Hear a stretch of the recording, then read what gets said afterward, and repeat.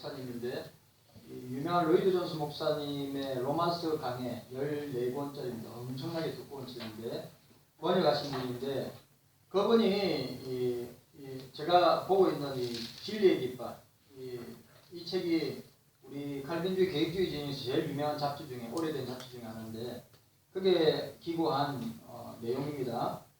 제목이 이렇습니다. 사자가 울부짖는다. 코로나 사태에 대한 소고입니다. 내 가르침을 받은 학생 한 분이 오늘 이 코로나에 대해서 어떻게 생각하시는지에 대해서 물어봤다. 첫째로 전 세계와 미국에서 기승을 부리고 있는 코로나 바이러스와 함께 일어나고 있는 모든 것이 하나님의 주권의 일부임을 성경에 근거하여 역설해야 한다. 하나님께서는 일어나는 모든 일을 예정하셨고 섭리를 통하여 그 뜻을 집행하신다.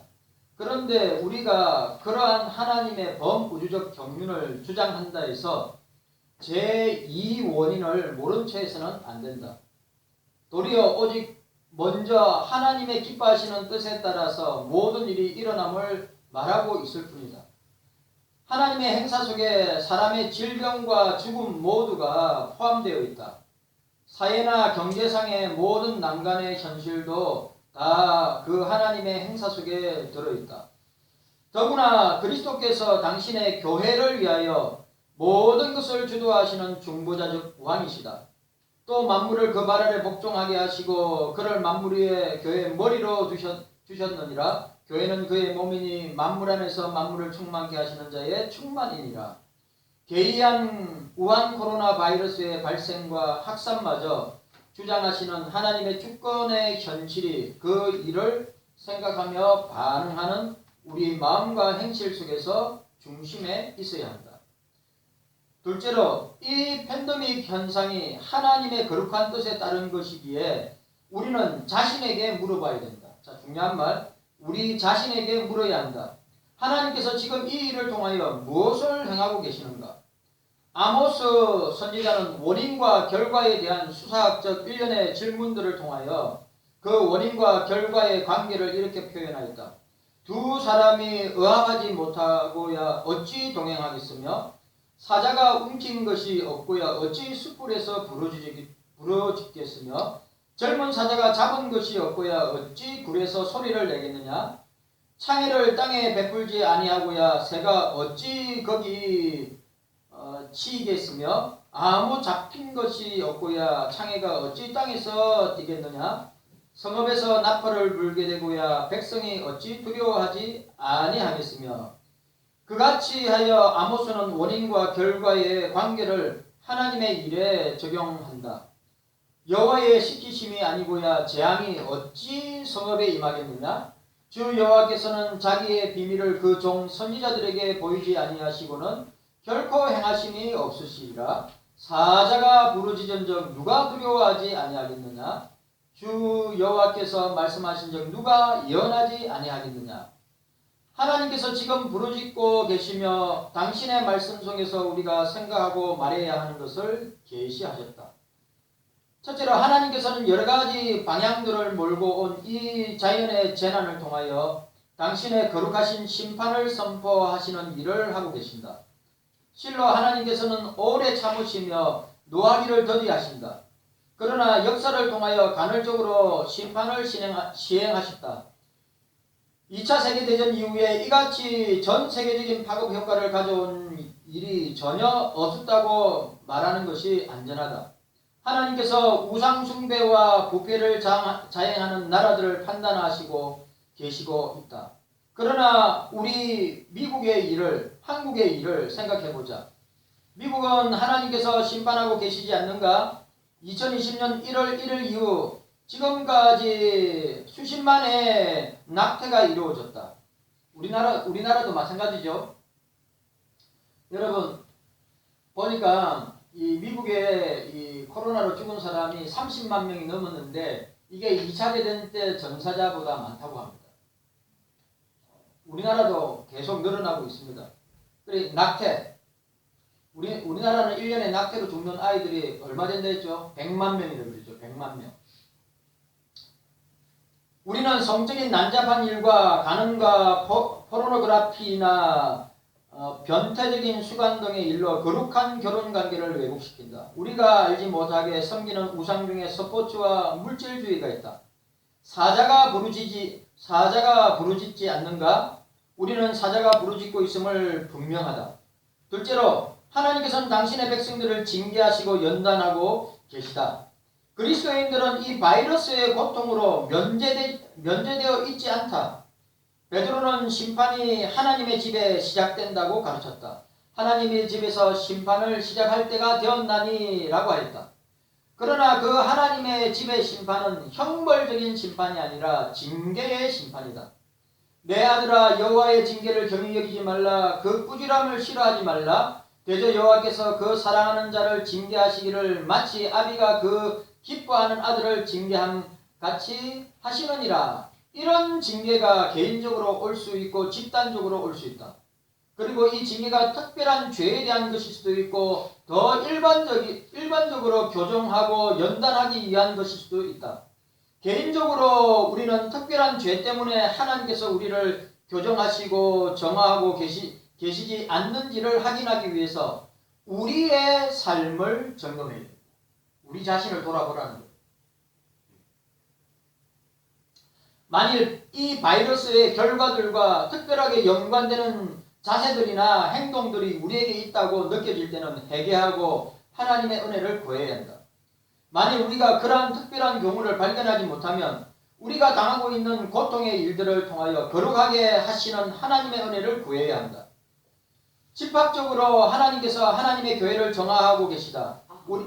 우리는 그리스도인으로서 거듭하여 일과 오락으로 하나님의 거룩한 날을 모독하는 일, 이게 중요한 말입니다.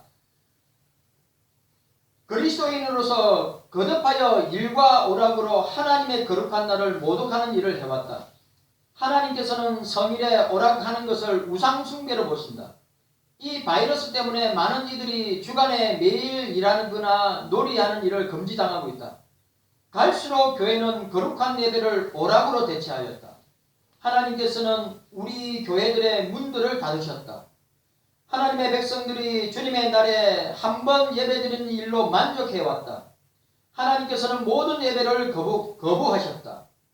우리는 함께 모여 예배드리는 특권들을 별로 중요하게 여기지 아니했다. 우리가 지금 함께 모여 예배할 수 없게 되었다. 그러니 이런 일에 대하여 우리가 어떤 반응을 보여야 할까? 나는 6가지 제안을 하고 싶다. 첫 번째, 우리는 고통당하는 자들을 자기의 의적인 자세로 보지 않아야 된다. 자신부터 살피고 회개해. 중요한 말이죠. 니는 죄 때문이야. 니는 뭐 잘못한 게 있어서 니가 이런 바이러스에 어려움을 당해. 그렇게 해석하면 안 된다는 겁니다. 자신부터 살피고 회개해야 한다. 자신의 죄를 회개하고 교회의 죄들과 우리나라의 죄들을 회개해야 한다. 둘째, 우리의 삶에서 거룩하게 변화시키려는 성화적 은혜를 하나님께 구해야 한다. 우리가 당하는 환난과 질고의 시간을 아무렇게나 쓰지 말아야 된다. 우리가 지금 당하고 있는 이 환난과 질고의 시간을 아무렇게나 쓰지 말아야 된다. 하나님께서 이런 시련을 통하여 우리 삶 속에서 일하시기를 위하여 기도하자. 하나님께서 모든 것을 합력하여 선을 이루시겠다고 약속을 기억하자. 셋째, 진노 중에서도 긍휼을 베풀어 주십사 하나님께 탄원하며 기도하자. 심판의 손을 거두시고 은혜를 베풀어 주십사 기도해야 한다. 많은 이들이 이런 팬데믹 상황을 통하여 우리 주 예수 그리스도를 아는 구원받을 만한 지식에 이르기를 위하여 기도. 그러니까 요 기회를 통해서 구원받을 사람들에게 복음을 전하는 기회로 삼아야 된다. 이 말이죠. 넷째로, 전 세계적으로 이 병을 앓고 있는 일들을 위해서 기도하자. 하나님께서는 그들의 목숨을 살펴주십사 하고 기도하자. 일상생활을 위하여 일용할 양식이 필요한 이들을 위하여 기도하자. 여러분 여기 제가 어저께인가 김영재 목사님, 그저께입니다. 김영재 목사님 교회에 설교 때문에 김영재 목사님 교회 갔는데 김영재 목사님 저한테 그러더라고요. 이번에 이 아프리카에 진짜 배 굶고 이 코로나 때문에 배 굶고 고통당하는 아프리카 지역의 선교사님들한테 이 양식을 살 수 있도록 후원했다는 겁니다.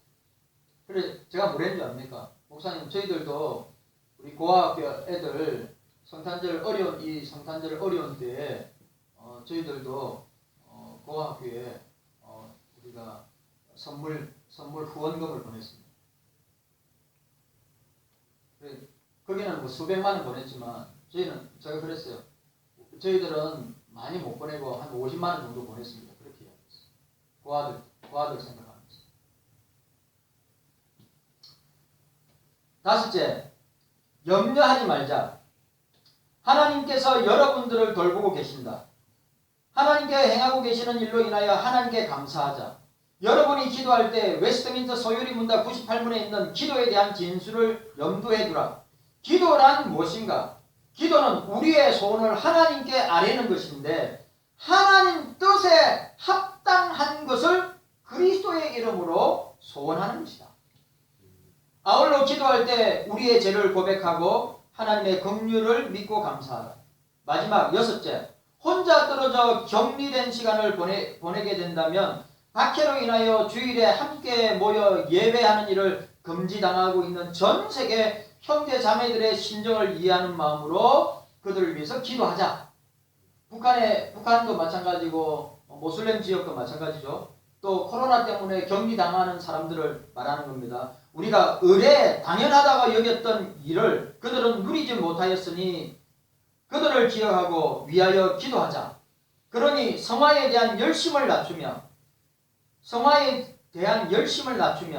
그것은 복음의 은혜를 배반한 행위이니 정당하지 못하다라고 하는 사실을 기억하고 기도하는 우리가 되자 라고 이야기하고 있습니다. 오늘 여러분들이 그렇게 우리 자신을 돌아보면서 오늘은 대강절 마지막 주일입니다. 대강절은 예수님의 초림과 죄림을 고대하는 절기입니다. 이제 5일 후면 우리는 이 우한 코로나 가운데 성탄절을 맞이하게 됩니다. 한 번도 경험하지 못한 성탄이 될 것입니다. 목사의 입장에서 보면 참으로 복잡하고 괴로운 것입니다. 우리 예수님은 과거의 메시아로 그리스도로 오셨고 현재도 말씀과 성령으로 역사하시고 또 우리와 함께 하실 뿐만 아니라 미래에 다시 오실 주님을 우리는 기다려야 됩니다. 오늘날 성탄은 상업주의와 쾌락주의에 밀려서 그 본질이 흐려져 있음을 우리는 보게 됩니다. 많은 사람들이 성탄을 엑스마스로 하고 지킵니다. 그것은 아무 의미도 모르고 자기의 쾌락과 욕망을 채우는 날로 지키고 있습니다. 우한 코로나의 위기 가운데 다가오는 성탄절의 진정한 의미가 뭐라고 생각하십니까, 여러분? 장로님, 이 우한 코로나 상황 가운데 다가오는 성탄절의 진정한 의미가 뭐라고 생각하십니까? 사랑이라고 생각합니다. 하나님 사랑, 이웃 사랑. 하나님 사랑, 이웃 사랑을 실천하는 성탄이 되었으면 좋겠습니다. 우리 김영재 목사님이 저한테 그 이야기를 하셨습니다. 우한 코로나 때문에 교회들이 아무것도 못하는데 자기가 생각해 보니까 아무것도 못하는 그게 문제고 자기는 이제 뭐 죽으면 죽으리라 하고 할 수 있는 건 다 그래서 매주 수요일마다 전도도 하고 전도 뭐 하겠어요? 마스크. 장로님 일회용 마스크 주니까 그냥 안 받고 그냥 가더래요. 근데 이 KF94 봉투로 포장된 거는 전부 다 받아가더래요. 가다가 도로 받아가더래요. 그렇게 교회가 사람들한테 이렇게 전도하니까 이미지도 좋아지고 그리고 예배도 자기는 모든 예배 이제 5단계잖아요. 모든 예배 하나님 앞에 여러분 제가 이야기합니다. 비대면 대면 그런 예배 없습니다. 그거는 세상 정부가 만들어 두고 우리에게는 예배라는 것밖에 없습니다. 예배입니다. 예배. 비대면이 어디 있고 대면이라는 게 어디 있습니까? 저와 여러분들이 정의를 바로 하셔야 돼요. 정부가 그렇게 말한다고 따라할 것이 아니라 성경이 말하는 대로 신령과 진정으로 예배하는 것이지 대면이냐 대면이 아니냐 그걸 정의로 하시면 안 된다.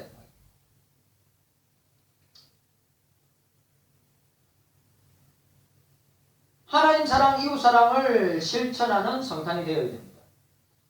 예수 성탄이 점점 형식화되어 가고 있고 육체적 쾌락의 중심으로 가고 있음을 우리는 보게 됩니다. 구세군의 창시자인 윌리엄 부스는 성탄에 대해서 이렇게 이야기했습니다. 앞으로 언젠가는 예수 없는 성탄, 십자가 없는 기독교를 믿는 날이 올 것이다 라고 윌리엄 부스가 이야기했습니다. 그런데 그 말이 지금 우리 눈앞에 펼쳐지고 현실이 되었습니다.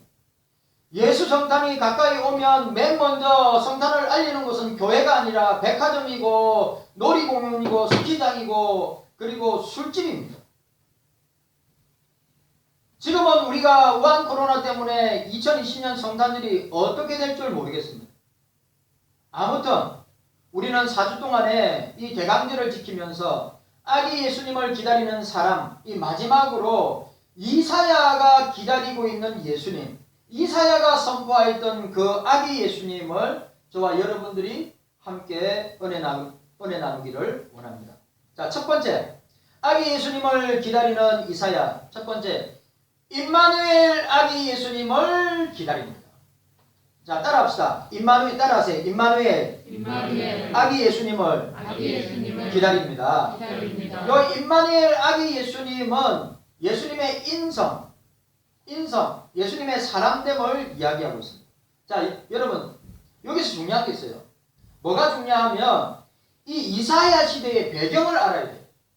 여러분, 이사야 시대의 배경. 자, 오늘 본문에 오늘 본문에 보시기 바랍니다. 오늘 본문에 우리 이렇게 되어 있죠. 그러므로 주께서 친히 징조로 너희에게 주실 것이라. 보라, 처녀가 잉태하여 아들을 낳을 것이요 그 이름을 임마누엘이라 하리라고 하였습니다. 오늘 여기서 징조라고 그랬어요. 이거 영어로 사인입니다. 사인, 징조, 표징 그런 의미를 가지고 있어요. 그런데 여러분, 오늘 여기서 우리가 왜 이사야는 징조를 기다리는가? 왜 이사야는 사인을 기다리는가? 그 징조 사인이 뭡니까? 임마누엘이라. 임마누엘. 여러분, 이사야가 활동할 때 그 나라는 전쟁과 불신과 부정과 부패와 타락의 시대였어요. 그리고 이사야는 어떤 죄를 지적하냐 하면 우상숭배와 교만과 술취함과 탐욕과 압제 등의 죄를 지적하였습니다. 그리고 특별히 이사야는 몇 년 동안 60년 동안 제가 40년이라 그랬죠. 60년 동안의 예언 활동을 하였습니다. 그런데 그 예언 활동을 하면서 그가 하나님 앞에 그 말씀을 선포할 때 그 말씀을 듣고 돌아온 사람이 아무도 없습니다. 자, 이사야 6장에 우시아가 죽던 해, 우시아는 이사야와 가까운 친척지간이었단 말이죠. 그래, 우시아가 죽던 해, 그 우시아는 솔로몬 다음으로 가장 부강한 나라와 군사력을 가지고 있던 왕이었습니다. 우시아가. 그리고 이사야하고 친척지간이었어요. 여러분, 우리가 오해하면 안 됩니다. 우리가 종교 분리, 종교와 정치는 분리되어야 된다. 그거는 일제의 잔재예요. 일본 사람, 일제시대 때 한 교회가 워낙 독립운동과 독립자금을 대니까 일본 사람들이 야, 교회는 정치에 참여하면 안 돼. 이것이 지금까지 왔다는 거죠. 그런데 여러분들 기억하셔야 됩니다. 오늘 이사야부터 말라기까지 보세요. 이사야부터 말라기까지 선지자들은 왕의 정책과 왕이 하는 정치를 갖다가 하나님 말씀의 근거에서 벗어나고 하나님 대신 우상을 섬길 때 얼마나 그 정치에 대해서 그 정책에 대해서 신랄하게 비판하고 신랄하게 정도하는지 몰라요. 우리 칼빈주의 세계 3대 칼빈주의자 중에 한 사람이 아브라함 카이프 아닙니까? 아브라함 카이프는 네덜란드의 총리였습니다. 목사였어요. 칼빈주의자였어요. 정치가였어요. 설교자였어요. 신학자였어요. 그런데 아브라함 카이프는 20년 동안 네덜란드를 이끌어갔단 말이죠. 왜? 정치하고 종교는 분리될 수가 없어요. 좀 제대로 하세요. 제대로. 성경을 이사야서부터 말라기까지 성경을 보세요. 이사야 선지자들이 얼마나 왕의 잘못된 정책과 그런 일들을 얼마나 책명 많이 했는가. 맨날 정교분리. 정치하고 종교는 분리. 성경을 잘못 보는 거예요. 그럼 뭐한다고 칼빈이 제네바를 갖다가 칼빈도 제네바를 갖다가 정치하고 그리고 성경 말씀으로 이끌어간 사람이 칼빈인데 우리나라 일제시대 때 우리나라 교회가 워낙 일제에 항거하고 독립운동에 그 다음에 독립자금을 대부분 다 교회와 목사와 장로들과 교인들이 다 됐으니까 일본의 정책에 반대하고 막 소리를 외치니까 그래서 야 종교는 정치에 참여하면 안 돼. 여러분 칼빈주의 정치관을 제대로 보셔야 돼요. 칼빈주의 정치관을. 그래 오늘 이사야는 우시야 왕이 죽던 해가 BC 740년이었단 말이죠. BC 740년. 740년에 우시야 왕이 죽었어요. 그 다음에 요담 왕이 나오고 그 우시야 왕의 아들인 요담 왕이 나오고 요담 왕의 아들인 아스 왕이 나오고 아스 왕의 아들인 히스기야 왕이 나옵니다. 그런데 대부분 다 누구요? 이사야는 아스 왕과 히스기야 왕 때 하나님의 말씀을 선포하였다는 사실입니다. 그리고 중요한 것은 그렇게 하나님께로 돌아가야 된다고. 특별히 아스 왕. 오늘 이 7장은 아스 왕한테 주는 거예요. 아스 왕한테. 징조를 하도 말을 안 들으니까. 아스 왕은 하나님을 의지하기보다는 우상을 의지하고 하나님을 믿기보다는 주변 나라들, 특별히 이집트, 애굽을 친애굽 정책을 펴왔던 왕이란 말이죠. 그래 이사야가 왕이요 그렇게 하면 안 됩니다. 하나님을 의지하셔야 됩니다. 하나님을 믿어야 됩니다. 그런데 그 결과가 어떻게 된지 아십니까? 이사야의 그 예언의 내용이 뭡니까? 결국 북이스라엘은 아수리의 멸망을 당하고 그리고 남유다는 바벨론의 멸망을 당하죠. 오늘 이사야는 150년 뒤에 일어날 150년 뒤에 너희들이 바벨론에서 포로에서 돌아올 것이다. 150년 전 뒤의 일들을 갖다 예언하는 거예요. 오늘 이 본문에 오늘 이사야 전체의 내용. 우리가 이런 배경을 알고 여러분 우리가 생각해요. 그러니까 정말 암울한 시기예요. 진짜로 이사야 혼자 60년 동안에 하나님의 말씀을 선포하는데도 왕들과 방백들, 정치인들과 그리고 이스라엘 백성들 눈 깜짝하지 않아요. 야, 하나님께 돌아와라. 하나님께 돌아와라. 하나님이 말씀하셨다. 그렇게 선언했는데도 그들은 순종하지 않고 불순종의 결과는 어떻게 됩니까? 북이스라엘은 아수르에게 멸망을 당하고 남유다는 바벨론에게 멸망을 당합니다. 아직 그 사건, 그러니까 바벨론의 남유다가 멸망한 길이 100여 년 전에 100여 년 뒤에 일어날 일을 이사야가 지금 하나님께 돌아와야 된다. 여러분 하나님께 돌아와야 삽니다.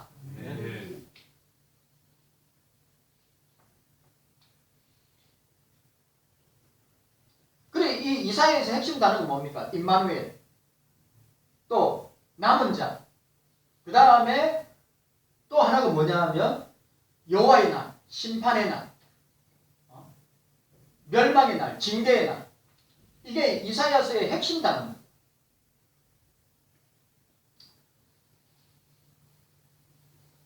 그래 이사야 여러분 이사야의 이름이 뭐죠? 이사야의 이름이 여호와는 구원이시다 라고 하는 뜻을 가지고 있습니다. 이름과 그 삶이 자 오늘 율목사를 보세요.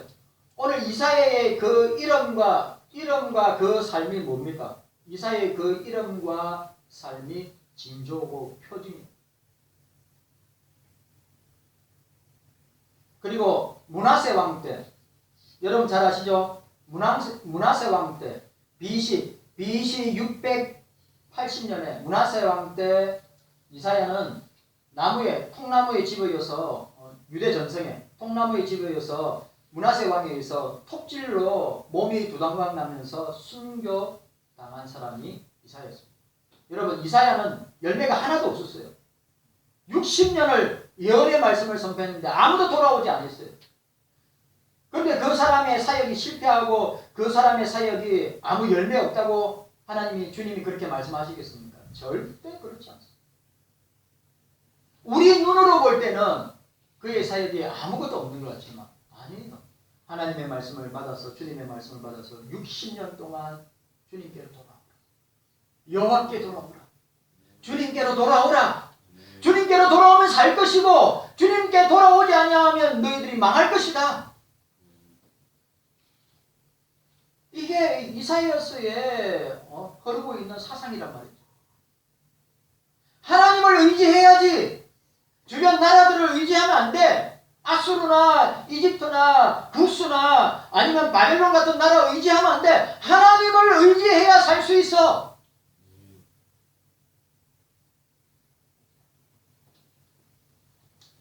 깨닫는 은혜가 저와 여러분들에게 있기를 바랍니다. 자, 오늘 보시기 바랍니다. 따라합시다. 우리 14절 말씀 읽도록 하겠습니다. 자, 보라 처녀가 잉태하여. 자, 우리 함께 읽도록 하겠습니다. 보라. 자, 시작. 보라 처녀가 잉태하여 아들을 낳을 것이요 그 이름을 임마누엘이라 하리라고 하였습니다. 오늘 보라 이 직역하면 보라 처녀가 임신하고 아들을 낳는다. 그리고 그녀는 그 이름을 임마누엘이라 부를 것이다 라고 하였습니다. 여기 징조 사인 이 징조는 징조 가운데 자 여러분 보세요. 징조 가운데 이 성경의 징조 사인 가운데 가장 큰 징조 가장 큰 사인이 뭡니까? 하나님이 사람이 되어서 저와 여러분들의 죄를 구원하시기 위해 이 세상에 오신 예수 그리스도가 가장 큰 징조입니다. 믿어야 됩니다. 예수 그리스도가 오늘 아스왕에게 야 하나님이 네게 징조를 주는데 그 아스왕은 안 받아요. 여러분 이 징조 사인이 뭡니까?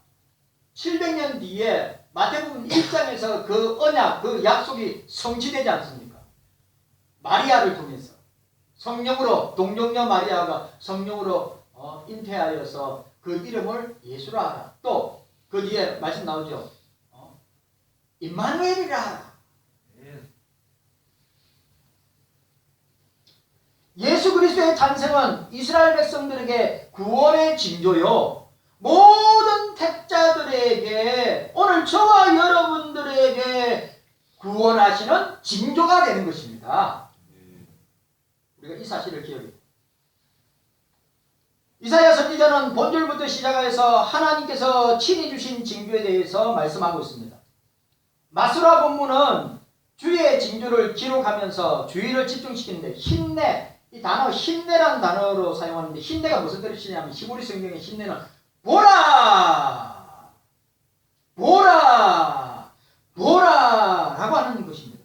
어떻게? 청중들을 집중시키기 위해서 명령형 감탄사를 썼어요. 그런데 한국 개혁 성경에는 잘 안 나오는데 근데 우리 요 부분에 있어서는 한국 개혁 성경에서도 보라고 하였습니다. 그렇게 하나님의 징조는 처녀가 잉태하여 아들을 낳을 것이고 그리고 그 아이가 임마누엘이라. 오늘 본문에 보니까 이 임마누엘 함께라고 하는 의미 그 1인칭 자 전미사 누 임마누 잘못하면 임마가 되겠죠. 임마누 엘은 뭡니까? 엘은 하나님입니다. 임마누엘이죠. 하나님이 우리와 함께 계신다. 하나님이 우리와 함께 계신다라는 의미를 갖습니다. 그런데 오늘 본 구절에서 태어날 아이의 이름이 임마누엘이라고 하는 이름이 누가 지어줬습니까? 보통 이스라엘의 아이들 이름은 아버지가 지어줘요. 그런데 뭐라고요? 여자가 이름을 지어줬다고 그랬어요. 똑같이 이 내용 똑같이 어떻게 해요? 이거 참으로 중요한데 본 구절에서 이례적으로 어머니가 앞으로 태어날 아이의 이름을 지어준다고 예언하고 있습니다. 신약 성경에서는 동정녀 마리아가 천사의 지시대로 성령으로 잉태되는 아들의 이름을 예수라고 지어줍니다. 특이한 것은 신약 성경의 동정녀 잉태가 본절의 성취라고 하면서 태어날 아들의 이름을 임마누엘이라 하냐고 예수로 지었다는 점입니다. 그런 점에서 볼 때 종합적으로 어떻게 하나님의 징조는 하나님의 구속 역사 가운데 점진적으로 나아가고 있음을 보게 됩니다. 자, 저를 보세요. 임마누엘이 어떻게 해요? 700년 뒤에 임마누엘이 예수가 됩니다. 자, 예수의 이름은 뭡니까? 제가 자기 백성을 저희 죄에서 구원할 자잖아요. 구원자잖아요. 예수가. 그 구원자 예수가 누구와 함께 한다고요? 하나님과 함께 하신다. 하나님과 함께 하신다. 얼마나 놀라운 사실입니다. 임마누엘이라는 이름이 예수라는 이름으로 발전되었습니다. 즉 본절에 주어진 하나님의 징조는 아하스 시대에 1차적으로 성취되었고 궁극적으로는 700년 후에 발생할 예수 그리스도의 탄생을 통하여 실현되었음을 보여주는 말씀입니다. 칼빈은 제가 참 이 주석을 찾아봤는데 칼빈 주석이 참 괜찮은 주석 해석인 것 같아요. 칼빈은 이렇게 주석했습니다. 이 이름이 그리스도께 지어진 것에 대해서 하나님의 독생자가 우리의 육체를 입으셨고 본성의 교제로 자신을 우리에게 연합하셨기 때문에 의심의 여지가 없다. 그러므로 그는 우리와 함께 계시는 하나님. 그리고 또 그 다음 말이 중요해요. 주님은 우리와 함께 하십니다. 주님은 우리와 함께 하십니다. 그리고 또 중요한 거. 주님은 우리와 연합하시는